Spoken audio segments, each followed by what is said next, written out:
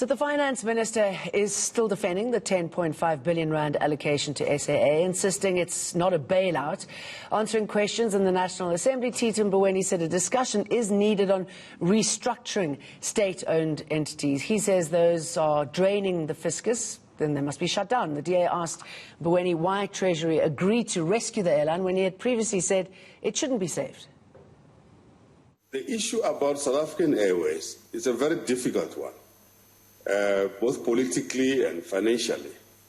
And we have sought to approach the matter in a balanced way. I refuse the argument that the 10.5 billion rand that has been allocated in the second appropriations adjustment bill is a bailout. It is not a bailout.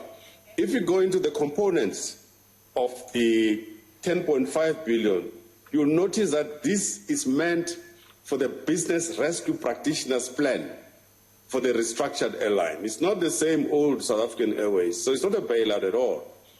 That's the first point. The second point is this government has a number of state-owned enterprises.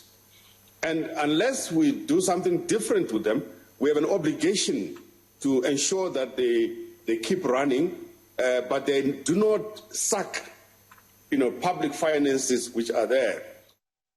Now, SAA will have to cut its overhead costs and trim staff to only 1,000 employees. Business rescue practitioners say this is crucial to the airline's long-term survival. It is important for the funding that has been allocated and appropriated for the airline to actually flow into the airline, so that when the business rescue practitioners leave, they leave an airline that is both solvent and liquid, in that it is able to pay for its liabilities as they fall due.